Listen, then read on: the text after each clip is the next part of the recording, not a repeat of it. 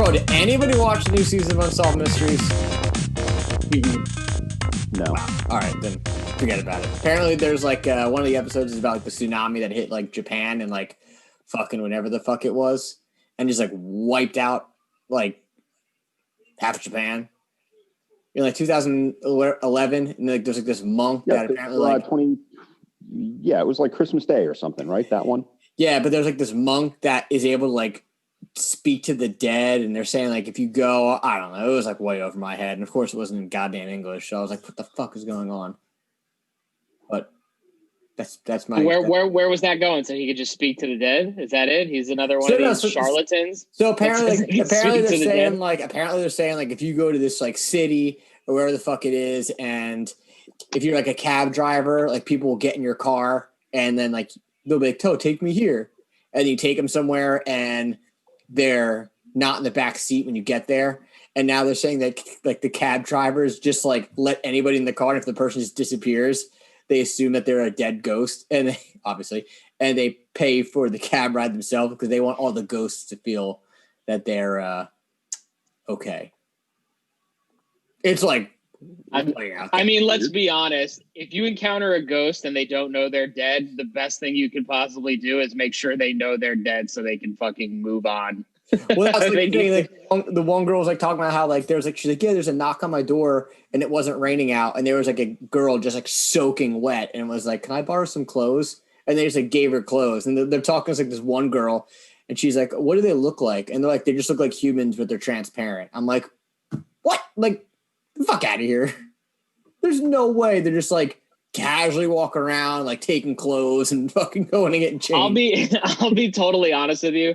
I think I like that kind of shit, like supernatural stuff, big time. A huge fan of all of it, but I believe most of it's total charlatan bullshit. But I would totally love an experience like that where I get a knock on my door and I'm like, who's there? And I go out and I can see through the person I'm talking to, and then they're gone. Because then either it means I had a legitimate ghost experience or I'm developing schizophrenia.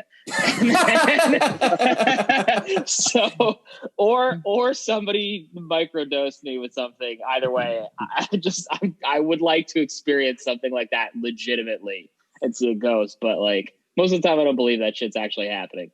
I will stay as far away from any sort of ghost encounter as possible. Please leave me alone. With all due respect, I respect the dead, but please don't come knocking on my door. When was your house built, Cameron? 1979? There might be some ghouls in that house that you don't know about. Steph seems to think that there's a ghost in my house. Of course she does. But I'm like, there ain't no ghost in here. Pay attention to the cats. The cats will know. Well, apparently they'll just like go and like meow about shit every now and then. Well, cats do that because they're just weird.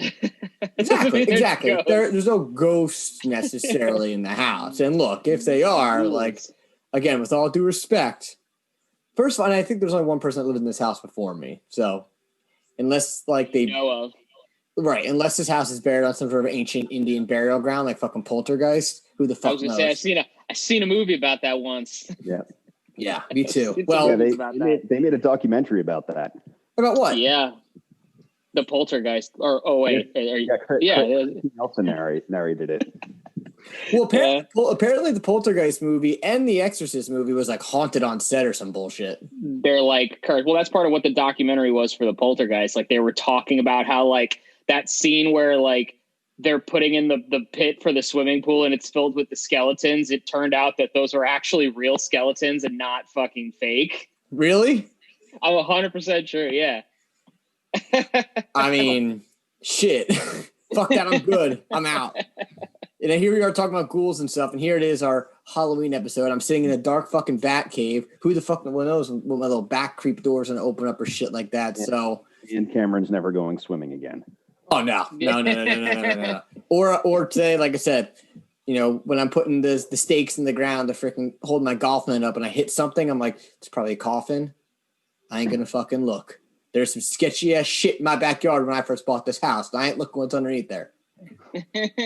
So, but anyway, ladies and gentlemen, this is why my nerd presents Alpha Beta Gold. I'm Cameron James, and joining me today is Jason Porter. And from the beginning, just Matt, who will be leaving us in 2 weeks. Well, not even in 2 weeks. I'm not going to be on next week's episode because as long as I'm still able to, I'm going to be trying to go visit my dad. So I just won't be around next weekend. But apart from that, once I have my PlayStation 5, you're not going to see me for a couple weeks because I got to do some market research and then get back to you. Get the fuck out of here. I got to do some intense market research and get back to you. There's like nothing for you to even play. Bitch, I'm going to be playing Demon Souls, Cyberpunk, Destiny, and then I don't even know. But you could play Destiny already if you wanted to. Yeah, but if I have the ability to play it on my PS5 with better graphics and better performance, even before the specific PS5 version comes out, I'd rather do that. Let's be honest. Same thing for fucking Cyberpunk. I'm not going to get Cyberpunk, have a PS5, and then be like, no, I'm just going to play Cyberpunk on my PS4. Why would I do that? I said that before. We know Jason's not getting it. He's out the door on that one. But no, I'm not getting Cyberpunk until I get a PlayStation 5. There's no fucking way in hell I'm going to play that game on a PlayStation 4 and sound like a fucking god, fucking train in my living room. It was bad enough with freaking The Last of Us.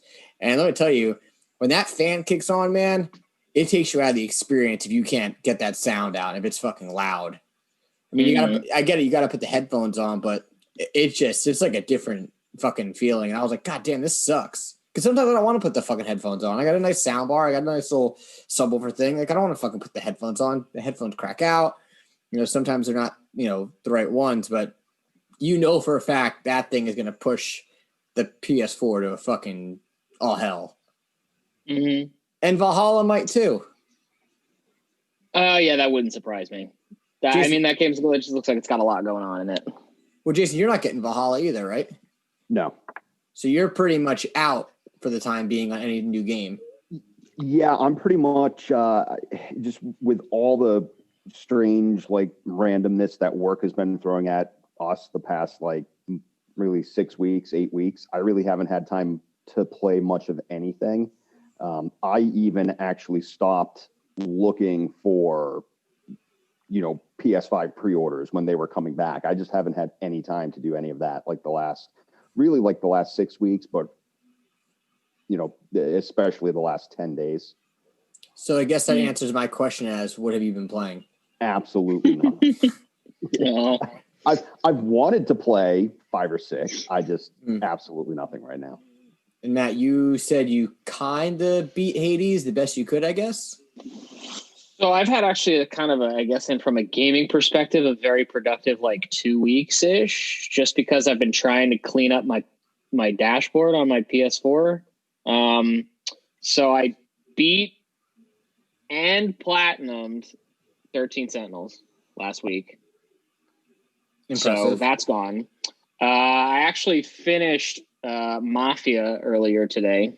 I saw the fucking platinum or your trophies going off the wazoo on that. And I was like, I wonder how it's because it's literally every time you finish a mission, you get a trophy, and each mission lasts 15 minutes. So what was your final score on that? What do you mean? Oh, trophies wise? No. Just in general, your overall feelings on it, on Mafia. I don't know, man. It's it's a sale game.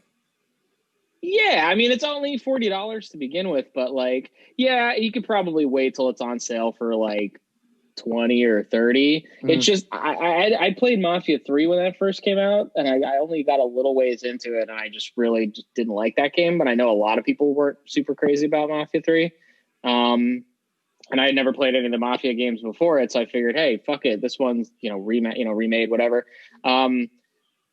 It's just all right. I mean, it's kind of a super generic, predictable kind of story. Mafia type situation. Yeah. You're fucking whacking people and you're running booze and shit during the Prohibition. Just was pretty predictable. I'm not shit talking it, but it's just right. It wasn't oh wow, it's amazing work of art kind of. Well, I know the third game. A lot of the gripe was. I didn't play it, so don't quote me on this, anybody, unless someone can answer it. I don't think there was a fast travel. I don't think there was, as I recall. Like, if I wanted to go somewhere in that game, I had to get the fuck in the car and I had to drive all the way there to do it. Which is similar to freaking Red Dead 2, which I fucking despise that aspect of the game. And quite frankly, I also didn't like it in Jason, did you play the Star Wars game? Which one? The hell was the new one called? Fallen Order? No. So that game, I jumped on that game. I played it because I know a lot of people were talking really highly about it. And the fact that you couldn't there wasn't like any sort of fast travel points or campfires you can find in the levels. Like, I didn't want to have to trek all the way to the end and then trek all the way back. When you trek all the way back, I know that they opened up different paths. Like, it's not the exact same linear thing, but if you miss a fucking collectible in that to get to that spot, it's fucking brutal. And I don't understand why they do that. I don't understand why games don't patch that shit in if they hear a lot of people complaining about it. See, to me, the lack of fast travel, I think it depends on the game. There are some games where I just would not play if fast travel wasn't there. But then there are others that I actually enjoy the scenery and the graphics and being immersed in the world that they created that much. I don't mind kind of taking my time and taking the scenic route. It all depends on the game. No, I say, but if a game's as big as Red Dead 2, there's no reason that game shouldn't have had some sort of better fast travel. I get it that you can I think even Red Dead 1 had fast travel, if I recall. But the fact of Fallen Order, the maps they're not small, but they're not big by any means. And just the fact that you can't get to certain points again after you play the level, and that if you miss a trophy or miss something in there, you have to do the whole thing all over again. The whole repetitive thing. And I didn't think that game had a very good game loop either. That was my opinion though in the game. And I think that was probably one of the games that people talk highly about and like a lot. And I'm just no, not for me. Not even close. But you also really just don't care much for Star Wars anyway. So it was kind of a fucking stretch for you anyways. Well, I thought Battlefront was pretty fun, just in the sense of a quick 4-hour campaign, run around, shoot people, jump on a ship, fly out. I thought what that game did really well was the fact that it went from ground combat to aerial combat seamlessly. There was fucking no load screen. It was just you're on the ground, you take off, and you're fucking in space. And I thought they did that really, really well. I haven't played No Man's Sky, so I don't know. Whoa! Oh shit! It's getting spooky. Yeah, it's getting spooky in here. Woo! I didn't play No Man's Sky, so you guys would probably know better than me. If No Man's Sky has that same sort of no, completely seamless. You're walking around on a planet. You get in your ship. You can get in your ship and go straight up if you want to into space. Zero load. And same with landing on a planet. Yep. Yeah. So, but a game like No Man's Sky doesn't need, fast travel because that's the point of the game. Which, incidentally, it has. Does it really? Yeah, teleporters. Every station you go to, every base you go to, once you're there, if you have access to a teleporter, you can go to anywhere you went previously. So you can go back to a planet that you explored on, even if you haven't been there in fucking years? Oh, yeah. Or... Yep.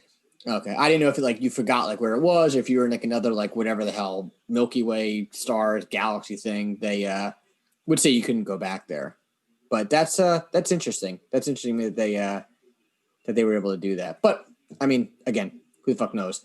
And that game doesn't have any sort of since we're talking horror, that doesn't have any sort of horror elements. That game, right? No. What, No Man's Sky? Yeah. There were some creepy things in it, creepy monsters, but nothing actual horror. Well, we could talk about things that aren't necessarily a horror in a little bit. But before we get into that, once again, this is Why Am I Nerd presents Alpha Beta Gold, where you can follow us on Instagram at Why Am I Nerd Official, Facebook.com/Why Am I Nerd, and listen to new episodes every Monday on YouTube and your favorite podcast service. So today, obviously, as we said, we were going to be talking all things spooky, Halloween, whether the game is scary or not. You guys can decide if we're pussies or not, but what the fuck ever. So, anywho, what are our thoughts on horror thriller games. Do you think that they're done? I guess my question is, are they done to not like, is the genre too broad? Because you have a lot of games that you're like, oh, this is horror and this is legitimately freaky. And then you have other games that you're like, oh, this is horror. And you're just like, this is not like Until Dawn. It's a horror game, but it's really not scary. Like, because it's kind of on rails. It's telling a story. There's really nothing that actually necessarily like, and when I mean on rails, it means like it's just like you're beelining and, you know, kind of does a lot of stuff for you. There's a lot of quick time events. So to me, I didn't feel like that game was necessarily that scary compared to a game like Resident Evil 7, where, you know, the first 5 minutes they fucking cut your hand off and like, yo, I'm never playing this fucking thing in VR. So I think the distinction needs to be made between horror and thriller. Until Dawn, I don't know if I would put that as a horror. Resident Evil, I probably would, just because you have that, you know, mystical, darker, it's a much different feel. Something like Until Dawn is, to me, that had, and I did not play it all the way through. I lost interest in it fairly quickly. Really? Maybe like, I don't know, an hour and a half into it. I'm just what? Like, I liked that game. Yeah. To me, that was more of like a shock to the system versus like true, like a true horror feel. I feel that game, from what I saw, at least maybe it got better afterwards. To me, it employed a lot of, you know, like creepiness to it, like heebie-jeebies, but like quick moments. While I was playing, I never got the full feel that, hey, you know what, this is like actual, I'm going to shit my pants in 5 minutes because something completely unexpected happens. I never got that feel from what I played. I agree. Matt, what do you think? I mean, I would say Resident Evil is kind of half in, half out these days. Really? I mean, at least, okay. Yeah. I mean, Resident Evil began as horror, and it was horror for most of its career. I don't know, you know, its timeline, its life, but then it got to a point where it became super actiony, and then it wasn't really so much horror. There was a lot of fucking just weird mutant monsters, diseased things, and it was more action than anything. I mean, Resident Evil 6 wasn't even a fucking horror game. That was just like an action, like straight up action movie with just monsters. And then it shifted back into horror with Resident Evil 7. Resident Evil 7 brought it back to like legitimate horror. Like there are moments in that game where I shrieked like a fucking banshee because of how scared I was. And then Resident Evil 2, the remake for that came out. That was horror. You know, yeah, there's guns and shit, but that game has some fucking scary moments in it. And then Resident Evil 3 remake is out. That's a little bit back on the action-y side of it. And then I feel like if they do, you know, Resident Evil 4 remake, it's probably going to be pretty action-y, less horror. But Resident Evil 8, I don't know where that one stands so far. It looks like it's going to be fucking weird and definitely disturbing, but I don't know how much horror it's going to be. It looks like it might have that, might be more action-y. There might be more gunplay to that game, just with, I guess, maybe what you're fighting. So Jason, what is your extent on Resident Evil? Like Spider-Man, I kind of never really got into that whole that whole title list. I remember playing the first two on PlayStation, like the original PlayStation, I remember playing two of them. One of them might have been on PS2, so it might have been like 3 or 4. I don't know. Actually, the brother of the girl I was dating in high school was really into that, and I was playing with him. Chris Redfield? What's up? Is his name Chris Redfield? No. worth a shot. Yeah. Yeah. He actually kind of got me into the first one. I remember playing with him, you know, after school some days. It kind of, like when we broke up, it kind of like petered out for me. I tried the second one or the third. Maybe it was like the third one. I specifically recall playing one of these titles on a PS2. But I mean, it just wasn't anything that I was like, could really get into from the get-go. And then I just kind of like lost interest when, by the time I figured, I'm going to go back to it, it was like, okay, Resident Evil 4 or 5, one of them. And I'm just like, I'm not playing, a handful of games straight through and nothing else for like a month and a half just so I can play this new one. Well, I mean, I think that when it came to Resident Evil, I think Resident Evil 1, again, I've said this before on the show. I'll never forget the time when I first saw that fucking zombie in GameStop or EB Games, whatever it was. And I was like, who the fuck decides to put this out there for a 7-year-old to watch? But, I mean, I think that the third one, Matt, you kind of said that you felt it was a little more action. You played the one for PlayStation 1, though, right? Like the original one? I've played almost every Resident Evil game. You think the original one was actiony too? No. The first two were horror. Resident Evil 1 and Resident Evil 2 were definitely that survival horror. And then 3 was still there, but it was starting to toe that line to being more actiony. And then 4 definitely felt more actiony, but still had they all still had the horror scariness to them, but they became less and less so. You know what I mean? Mm-hmm.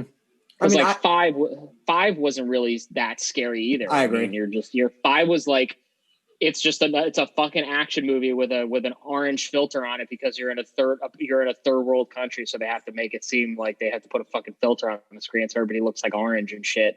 And then 6, it's like I said, 6 was not even remotely fucking scary at any point in that game. I couldn't get past fucking. Like I played Leon's campaign first, and the second that they're like, okay, slide across the fucking ground, I'm like, I'm out. See you later. Yeah. What I thought was interesting about Resident Evil, obviously, was the fact that, they did switch to Resident Evil 7, which I did think was genuinely pretty fucking freaky, especially because of the fact that it was in first person. So I guess my thing is, I personally feel that when it comes to horror, I think the first person retrospect, I guess that's the right word, definitely makes perspective. There you go. The first person perspective definitely makes it more creepy. Because it's much more personal. Especially in VR. I mean, I've played, what's it called? Five Nights at Freddy's.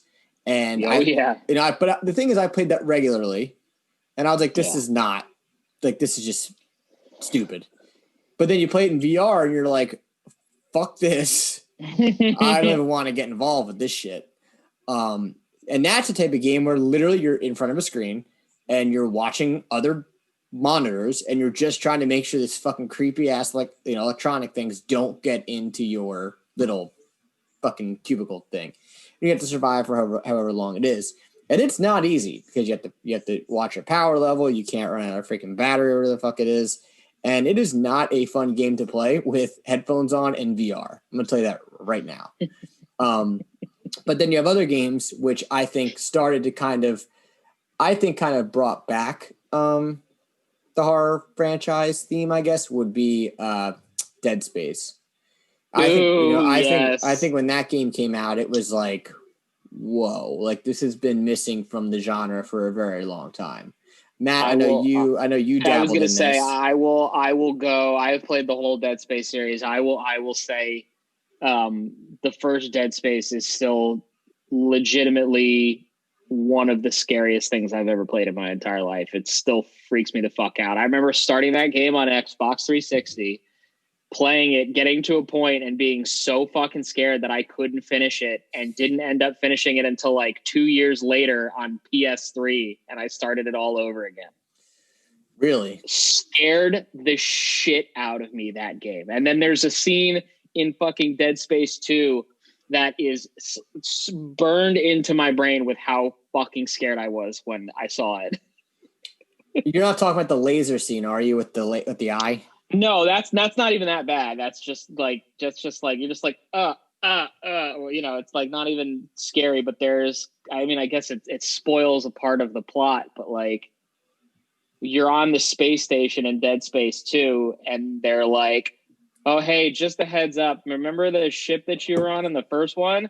Well, we brought it here because that's a super great idea. And we're just checking shit out. Maybe we can like find out what happened and like maybe put the ship back into service at some point or whatever. And it's like, what? And then you have to go back to the fucking ship, and you're like walking down this long ass fucking hallway, and it's like pitch black, and it's like, yeah, everything's totally fine in here. It's just there's nothing on the ship. And then all fucking hell breaks loose, and all these fucking necromorphs are trying to kill you. I was like, like bloody murder. I freaked the fuck out. Like, just burned into my brain. Dead Space is honestly, like, probably people are like, nah, he's a pussy. They're not that bad. Scares shit out of me still, but I would love to play them again and be that scared. Jason, did you dabble at Dead Space or no? Damn, bro, you don't really have you got to get on that. That game is really good. So, and it goes back to what I said in the beginning. I think if we separate it between like actual horror and thriller, if we kind of take them out, because, you know, just because a game has shock moments doesn't mean it's necessarily horror. I think, you know, people kind of throw games like different genres under a collective horror. You know, the same way they do with movies, but but yeah, I never, like, I liked playing thrillers. I like watching thrillers. I'm not a huge fan of like the whole horror genre. That being said, and I know it's not technically in that genre, the first BioShock scared the shit out of me when I played that. There's moments in that game, yeah, that are fucking scary as shit too. Really? I couldn't get through the first one. I couldn't get through it, man. I was like, oh, I know, and you know, it just reminds. Just looking in the background, there's my guy looking at you. Prey reminds me a lot of BioShock. Obviously, it's like just in a different environment, and I don't. There was something about BioShock that just didn't grip me. The first one, by any means, or the second one, Infinite, I thought was fucking awesome. I loved Infinite.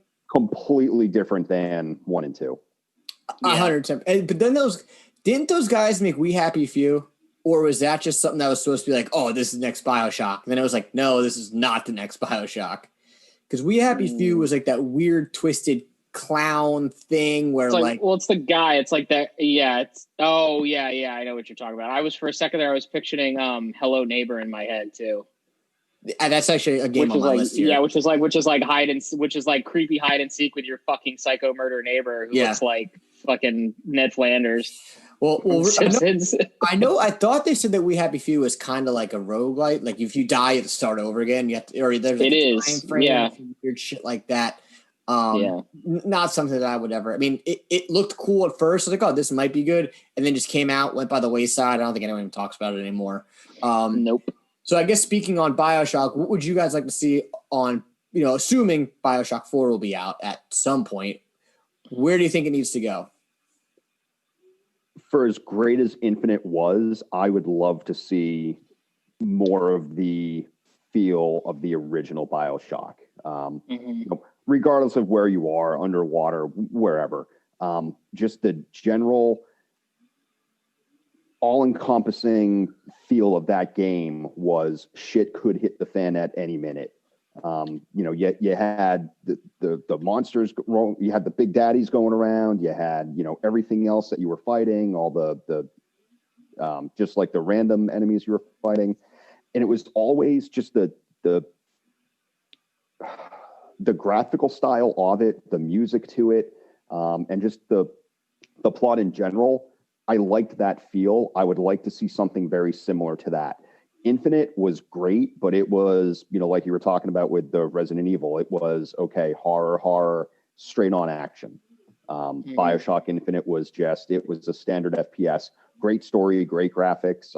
I've played that game all the way through many times. That was one of the first games I ever platinumed. I loved it so much. You platinum Infinite? Yeah. Dude, so did I. Don't you have to beat it on like super hard mode? Yeah. Yeah, you have to play it on 1999 mode, which is challenging for sure. I'm out. But anyway, sorry, Jason, I didn't mean to cut you off. Go ahead. No, actually, the hardest part for getting that platinum trophy was not buying anything from the concession stands. 1999 mode, not that hard. Like when there were parts, the Wraith, the woman. Yes. that was just Tom Sock is the hardest fucking part of that game. Yeah, and then once I got past that, everything else was easy. Even the final airship, that final battle where you had what were they? What were the Matt? What was the dudes? The big fucking dudes with the fake hearts in their chest, the giant. I forget their names, but they're like the big daddies. Yeah, they were the big daddies. The Vox Populi, when they were like storming the airship at the end and everything. That was even kind of simple.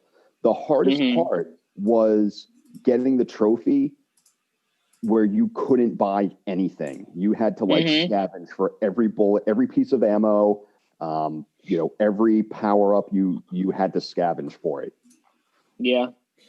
I think the thing with that game with Infinite, I think that's kind of what maybe brought me in a little more was the more action side of it than BioShock 1 and 2 did. I'm not really big on the whole like supernatural, here's some fucking superpower thing. So that's kind of what threw me off a little bit with the BioShock series, similar to Prey, I guess you could say as well. The big thing though with BioShock Infinite I felt, and you kind of nailed it, it's kind of more of like a game that makes you think. It's like one of those games with like the shock at the end where you're like, wait, this is all connected somehow? Like, what the fuck? To the point where I literally was like, what the fuck just happened in this game? I know that the shock reveal, though, in this one was, it wasn't like, oh my God, like that's the craziest shit in the world. Where hold on, I know, I'm not going to do it. When the shock in the first game, though, was like, wow, someone is really fucking smart coming up with that. And why the fuck? Why has that never been done in a fucking movie? Like, it was so fucking brilliant. And I don't care what you fucking say. Anyone that listens to the show, if you can tell me that you predicted that, you're so fucking so full of shit. Like, there's no fucking way in hell. If you can straight face say you predicted that, would you kindly leave a comment below? Seriously, like, there's no fucking way. There is no way. I don't care what anyone says.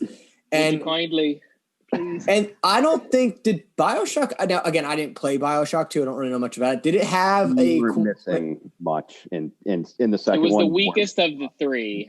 So there was no twist like the first and the second and the third one had.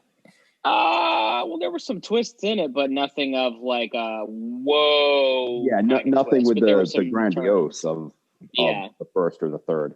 Yeah, no, I mean I agree. Oh, I don't agree because I haven't played it, but I mean agreeing like the first and the third one had a really good reveal.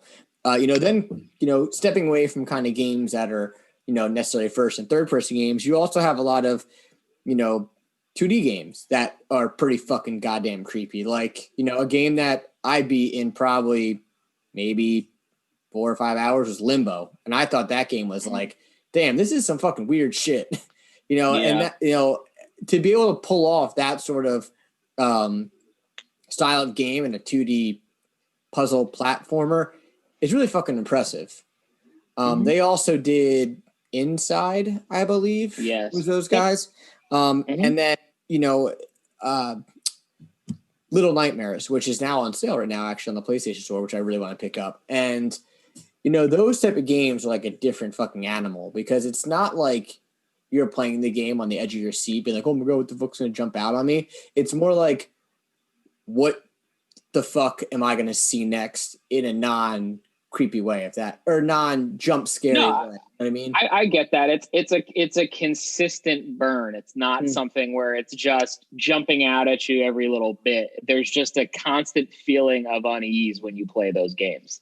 Like it's just you're like, I mean, I'm watching. I never played Little Nightmares. I fully intend on playing it at some point because I do want to play Little Nightmares 2. But I'm watching one of my favorite YouTubers is actually for like the month of October. They played scary games. So they're playing Little Nightmares right now. So even though the game is scary, their commentary is just fucking hysterical. But like that, the visuals of Little Nightmares is so fucking good. Like it is like it's like playing the really even more fucked up version of like a Tim Burton thing. With the way the characters look, it's legitimately just creepy and unsettling, and I cannot wait to play that game, and I probably should just. I think I have money in my PSN wallet. I should just fucking buy it and just like get it ready and going. Yeah, I'll probably end up doing it after we're done. Fuck it. I mean, my PlayStation's up right now. Let's take a look. Yeah, see what it is. Let's take a go. So Jason, what is your input on those types of games? Do you have any, insight? You play them at all or not really? So the platformers, because we could talk about Oxenfree because that game was fucking out of its fucking mind too. Like, let's be honest. You know what? The next game I play is going to be Oxenfree. I believe I already purchased it, and it's just sitting on my drive waiting for install. You played it, you said. What's up? You didn't play it yet? No. That was... Bro, sorry, it got really dark as soon as I said I thought you said you played it. No, I've seen it. I've seen it played. Oh, man. Bro, you need to get on that shit. Like, and that game is like... Little Nightmares is $5. I'm buying it. I'm buying that too. I'll buy that right when I get off this fucking show.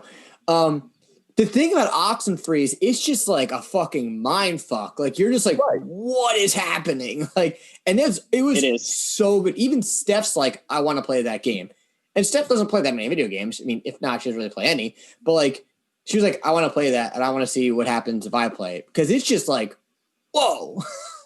I'm so glad. I was going to be, honestly, at Real Talk, if you had said, Matt, you struck out again, Oxenfree was fucking garbage, it was terrible, I was going to be legitimately devastated by that. Because I think that game is really one of the best games made in the last couple of years. And by such a small studio and not a huge budget kind of thing. That game is fucking... chef's kiss. Perfect. And I love that. And that game will hold up for a very, very, very fucking long time. Oh, for sure. So Jason, fucking play that shit. Start it tonight. Take an hour and just play an hour of it. And it's short. It's like 4 hours. Yeah. So there's a game out there, and it's not horror genre, but there are elements in the game that are very creepy. It's called Republique, and it's a I've heard of this. Yeah, so it's a very the game makes you think because you're utilizing different cameras, you're hacking into things.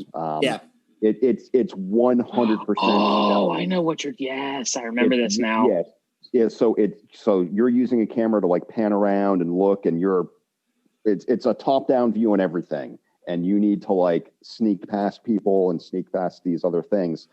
Nothing about the game is horror at all, but there are scenes in that game, and there are parts of that game where I genuinely was like on the edge of the seat, shortness of breath, because it just the tenseness for how they did certain things. That's what I like in a game. Not necessarily like a horror all the way through, just shock and awe, gore this, gore that. I like that feeling that game gave me. It was just a standard game that scared the shit out of me in a couple different parts.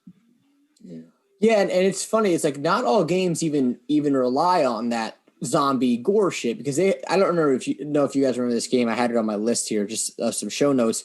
There was a game for Xbox 360 called Condemned. Criminal Files or Criminal something or other. And it was like you were like a crime scene investigator, but the characters, they weren't like, if I remember, it's been a fucking years since I played this game, but it was like one of the first games I played on the Xbox 360. And it was creepy in a sense of like the characters weren't like, I don't think they weren't dead. I think they were like just high as fuck on like meth essentially. And just the overall like suspense of when something isn't, it's just like fucking eerie. Like you're like, God, there's somebody in the corner huddled over and they're not dead, but they're probably going to fucking jump at you because they're either like, slobbering of spit all over the place just because they're fucking high. Or they clawed their eyes out. And and it's just like games have just come such a long way. I feel like when it comes to the horror genre, to the point of like, you never know what to expect. And like you said, Jason, they do, there is a difference between horror and thriller.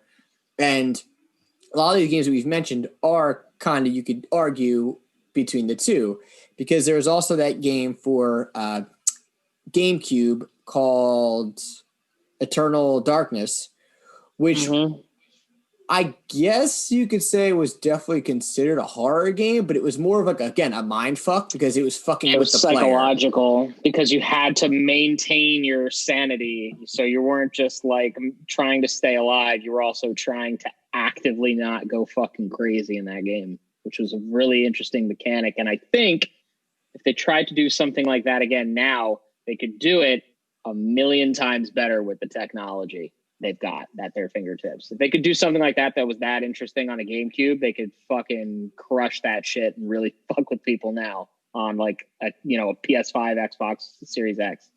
Go nuts with that shit. Yeah, I mean, Jason, do you know anything about this game we're talking about or no? No, I've never heard. So pretty much it fucks you in a sense of like as a player, not of like you're doing like your character, but more of like your TV will shut off. And you're like, wait, what? Or like corrupted save file, or the volume will drop. And what's interesting is that when you think about it this way, when GameCube came out, pretty much everyone had a CRT TV, like the big fat ones. Yep. So we all had the same volume. 3 clicks and the volume would go down, or whatever. The little stream on the bottom. So the game was able to play on that really well. Where I guess the issue would be if they did that now is how can they pull it off when every fucking TV has a different volume dial? Might be a little more difficult, playing devil's advocate to what you were saying, Matt, but I do agree that they could probably do it better, but I think there's some elements that made the first one so great that might get lost because of the new technology at the same time, if that makes any bit of sense. Matt's screen keeps on going. I know. I'm waiting. I think he's doing it on purpose. I'm waiting for like it to go black, and then when it comes on, we're just staring right at that picture because he moved the camera. No, I'm just a fucking idiot, and because I guess I'm trying to navigate between screens on my PlayStation, it moves so slow sometimes. So you bought Little Nightmares? I'm not fucking with you guys. It's downloading right now. Awesome. So, but yeah, I mean, I think that would be a really cool game. I am surprised that they never remastered that game or remade it. I mean, the game didn't do bad at all. It was pretty well known, and a lot of people were talking about it for a very long time. I know it went through like different like time frames somehow too. You were like Egyptian and fucking modern somehow, if I'm not mistaken. But I guess Matt, you've played it. Or no? Enough of it, but I mean, that was like 20 years ago. Yeah. Or actually, well, not even 20 years ago, probably 15 plus years ago.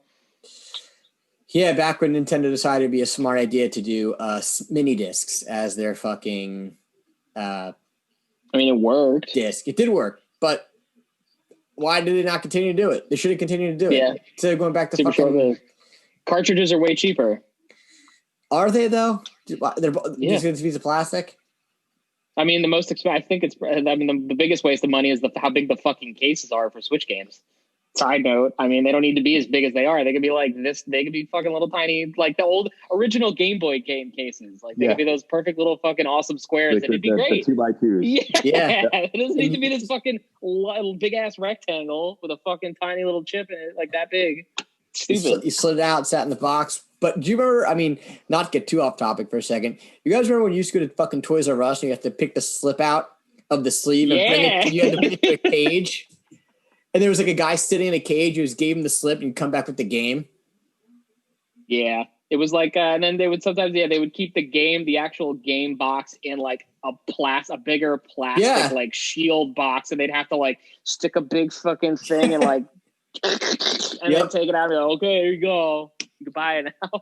What I do miss about old games though is the fact that I remember I used to buy games and the first thing I would do is I'd open the game, wouldn't put it in, I'd go straight to the manual and I'd flip through it and just be like, oh, what weapons are there? Or what do the main characters look like? Like all this shit. There's nothing now. You buy a fucking game, you open it, it's like there's nothing there. Or it's like a coupon code for something that you're never gonna use. Like, hey, did you just buy the newest edition of Call of Duty? Go out there and rent John Wick 3.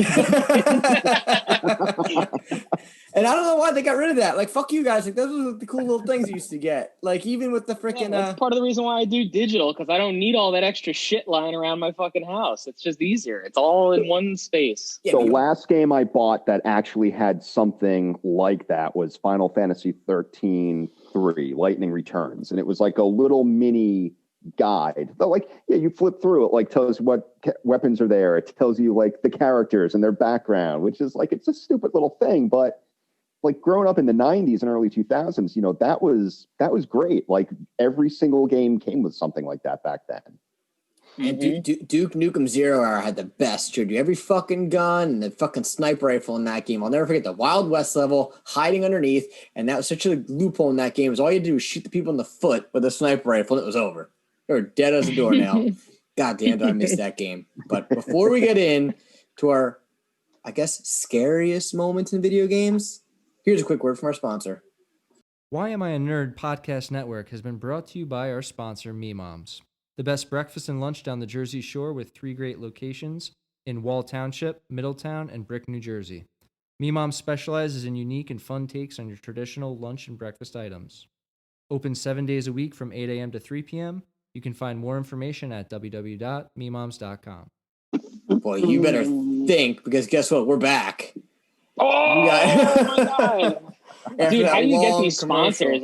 Every time we do this, you just get these sponsors to do this. How did you get fucking Omega to sponsor this one? Straight out of Gotham. What? My shirt, straight out of Nice subject change away from our very illustrious sponsor, Omega. Beautiful watches, by the way. Super expensive, though. I can't afford them. Yeah, me neither. Or our unofficial sponsor today is Bubbly. Peach Bubbly. It's pronounced Bublé. It's by Michael Bublé. He makes his own seltzer beverages. You're fucking with me, right? No, it's literally just bubbly. I was like, wait a minute, time out. Like, you are so gullible, Cameron. Bro, you gotta understand, man. I played golf from eight o'clock this morning to 4 o'clock.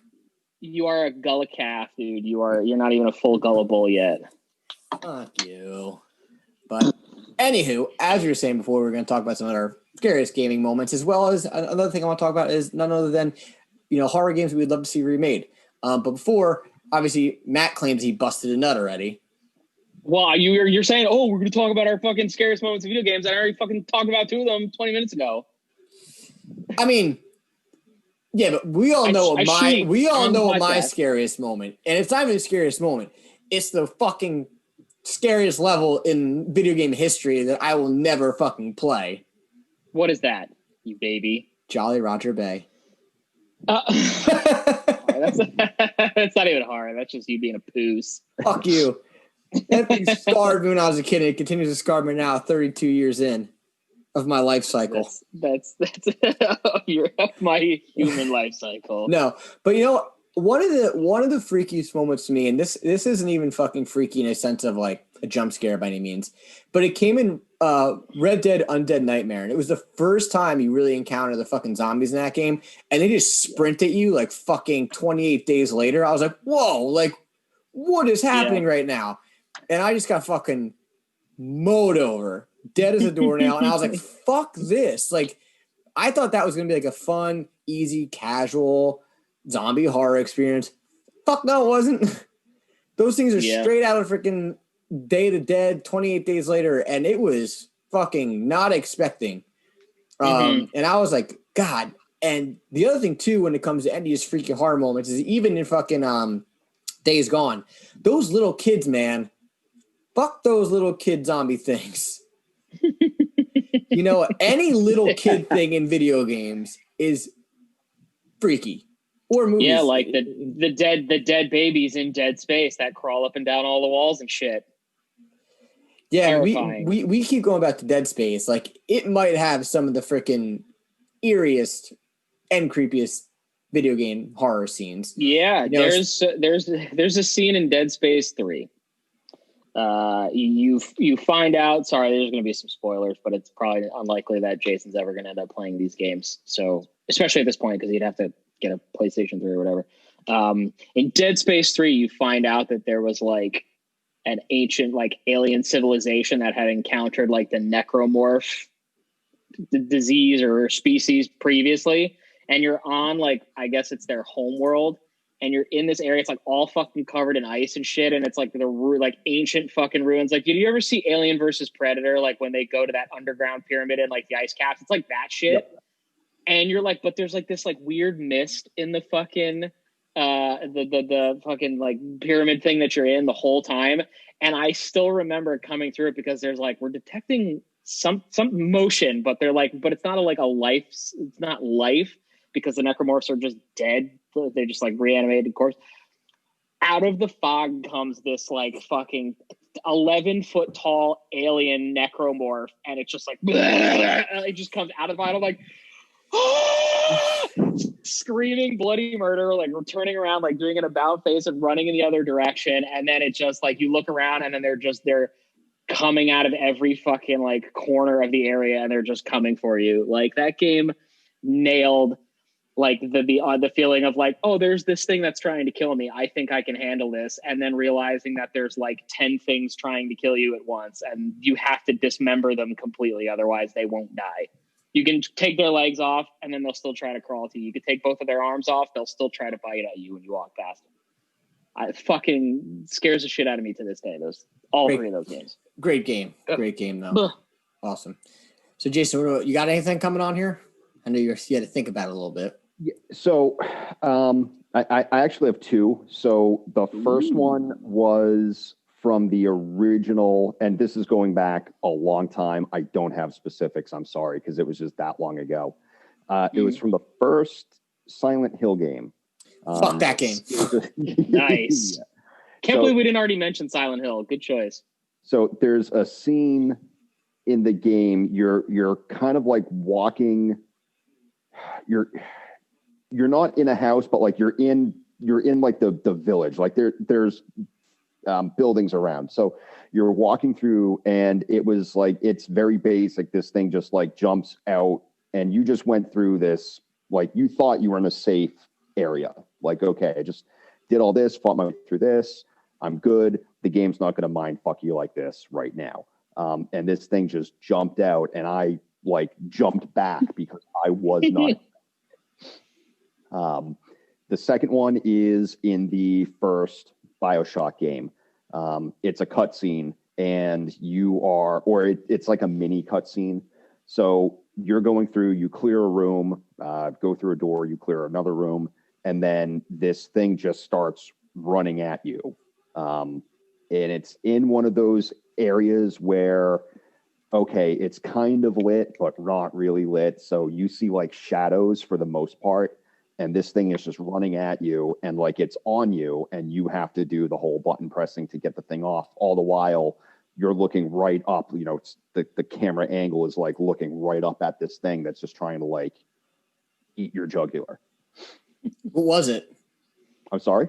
What was the thing?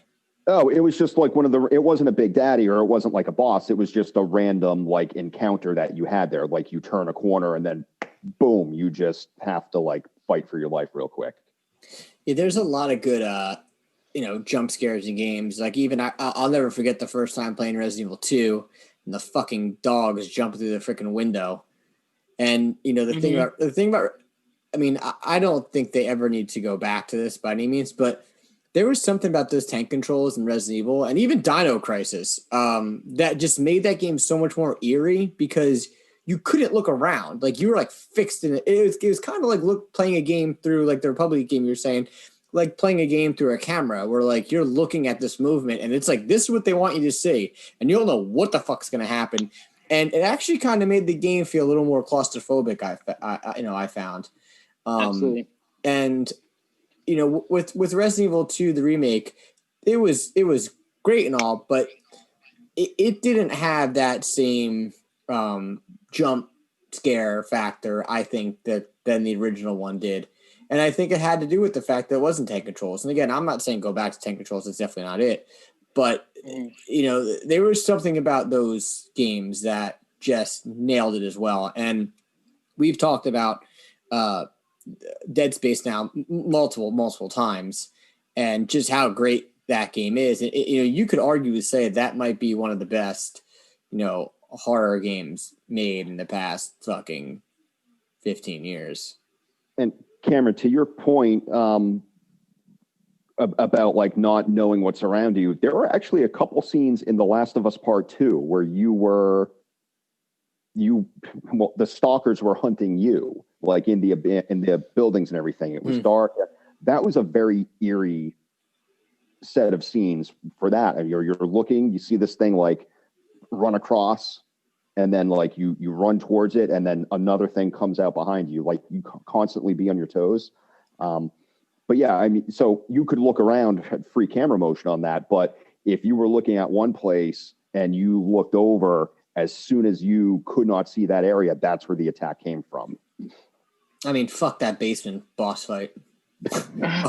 fuck everything about that fucking level. He's still salty about that. I'm still salty about that. But no, I agree. And The Last of Us is a good game just to bring up of how that game was suspenseful. Like that game was more suspense than horror by all means. But just the overall way that they produced that game was brilliant. I think that as much as I would like to say that game was my game of the year, it is not my game of the year this year by any means, not in a bad way, but for me, I thought that Ghost of Tsushima was just a much better overall experience for me. And maybe it was the time that I was playing Last of Us. Maybe it was the fact that, my PlayStation sounded like a fucking freight train, but I wasn't, or maybe it's just the fact that I didn't like midway through the game what they make you do.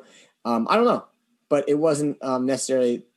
It's not a bad game, and everyone definitely needs to play it. I wouldn't play it if you didn't play the first one, because you're going to be like, why do I care about any of this happening? So obviously play the first one before the second one. But anyway, games that, horror games I think definitely kind of need either to come back, go back to the roots, or just straight up, remake. Is I said it before, I mentioned it. I don't understand why they haven't redone Dino Crisis when, Jurassic Park has been doing great in movie theaters with the past two movies, and I felt like it was kind of a golden opportunity for them to redo it. It's kind of funny that they chose to remake, Resident Evil 2, Resident Evil 3, when the zombie, movie trend and TV trend seems to kind of be dying out a little bit. It doesn't seem to be as big as it was when like The Walking Dead first came out, and everyone was like, Walking Dead, Walking Dead, Walking Dead, movie this, movie that. Sci-fi tried to do that freaking zombie show, whatever the fuck it was called, Zombie Nation, Zombie City. I don't fucking know. But I mean, I think Dino Crisis would be a great game to come back out and see what it can do with, a different scenery, different environment. Because if I remember, Dino Crisis 1 was never really that gloomy. It wasn't really that dark, I don't think. I think it was kind of more taking place in a kind of like an island facility, wasn't it? If I recall, if anyone's played it, sort of. I mean, I just remember the part where the fucking instead of dogs jumping out of the coming through the window. it was fucking little raptors. But yeah, I mean, I would love to see that game come back. I would love to see obviously another version of Dead Space, but the third one kind of tried to do that co-op thing and just kind of lost its way a little bit. Yeah. So it would be interesting to see what they do with that. Maybe reboot it. Maybe just remake the first one. They've done it before with obviously, like, I know it's not as old as a game like Resident Evil 2 was, but they're redoing Demon Souls, and Demon Souls is not that old of a game, really, if you think about it. It's 11 years old. Actually, it'll be 12 years old. Yeah, but meaning in the standpoint of like, it's not like old, like it's not like Resident Evil 2 where it was like you know what I mean? Like that's what I meant by that. Mm-hmm. So, kind of fits in the scheme of being able to do a game like that, especially with, fucking, what was I saying? Dead Space, and last but not least, but I think we already kind of know this is going to happen eventually. They're going to be coming out with another Silent Hill at some point. Like it's bound to happen. There's no way that they're not going to come out with that. And that's why I guess, especially since you're saying Silent Hill 2, it just makes me think of PT, the demo that would have been the next Silent Hill. That demo is actually really fucking scary. There were some things that happened in that just made me scream out loud like a little baby. It's just that could have had the potential to be probably one of the scariest games had it actually come to fruition. And I just fuck Konami for being like, we don't like fucking Hideo Kojima anymore, and our relationship is strained, and then we're for fucking firing him, so we're just canceling this game. Like, they probably could have just completely dominated, the horror genre if they had done it. But I'm pretty sure I was reading something recently that says that there's definitely a new Silent Hill game currently in development. They're just not revealing it yet. But whether it ends up being actually scary or not is anyone's best guess. But PT scared the shit out of me, so that had a lot of potential to be really good, and they fucking shit the bed on that one. So if they do another Silent Hill, you think it needs to be in first person, third person, or don't really care? I mean, I don't know. Any first person horror thing is always fucking scary as shit. Like that just automatically ups the scare factor when you're doing it in first person. I don't know what it is. It's because it's first person. It feels more personal when you're when you're first person view. It just feels that much more personal when you're playing it. And I mean, it's fucking scary. PT was scary as shit, and that was all first person. But I think that game was probably going to end up being the third person. But for the demo, they just wanted the perspective to be first person to kind of show it off, like from a tech standpoint. But first person horror is great. It's fucking scary as hell. Yeah, hopefully the Village is good. Jason, what about you? High hopes. Silent Hill, also first person. And I would very much like to see the next BioShock game again kind of return to the original their original roots, I guess. I would like to see it taken away from what Infinite was. Again, fucking incredible game, but it didn't feel like BioShock to me. I would like to see the next BioShock return to that creepiness, the same, graphical style, the same musical style. I would very much like to see something very similar to that. Well, hopefully our wishes come true. I think my Dino Christ wish is probably not happening, but you know what? Maybe they listen to this podcast and like, you know what? We should redo it for that guy. That guy's straight out of Gotham. So fuck that. He definitely needs this Dino Crisis. But once again, this is Why Am I Nerd % Video Gold Game. You can follow us on Instagram at Why Am I Nerd Official, Facebook.com/Why Am I Nerd. And listen to new episodes every Monday on YouTube and your favorite podcast service. So that's all we got for you today. Once again, if you want to, be a bitch with me or bitch with me, like me, go play Jolly Roger Bay. Fuck you. Fuck the Loch Ness Monster. Fuck N64. Fuck Mario. I'm Kevin. That's Jason Porter. That's just Matt. Until next time, we're out.